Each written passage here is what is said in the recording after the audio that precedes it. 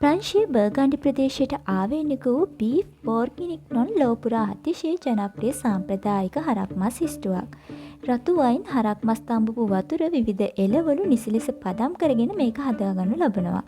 මේ සඳහා බර්ගන්ඩි ප්‍රදේශයටම ආවේනික රතු වයින් සමග මෘදුවට පිසගත් හරක් මස් එකතු කර ගන්නවා. කුඩා ලූණු තෙම්පරාදු කරපු බිම්මල් තෙල් සහිත ඌරු මස් හෝ බේකන් නිසා මේ කෑම තවත් රසවත් වෙනවා.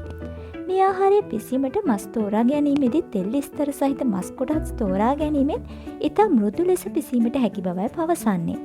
ඒ වගේම දියර හෝ මිශ්‍ර එකතු කරන්න කලින් මේ මස් කැබලි පිටත දුමුරු පැහැගැන්වෙනතුරු බැද ගැනීම ඉතා වැදගත්. ඉතා මද ගින්දරේ සෙමින් පිසීම මගින් මෙම හරක් මස් ඉස්ටුව ඉතා ප්‍රණීත අයුරින් සකස් කරගන්න පුළුවන්. බීෆ් බෝර්ගිනිග්නොන් සාමාන්‍යයෙන් තැම්බූ අල්ල, බටර් දැමු නූඩල්ස් නැත්නම් ප්‍රංශ පාන් සමග පිළිගන්නනු ලබනවා.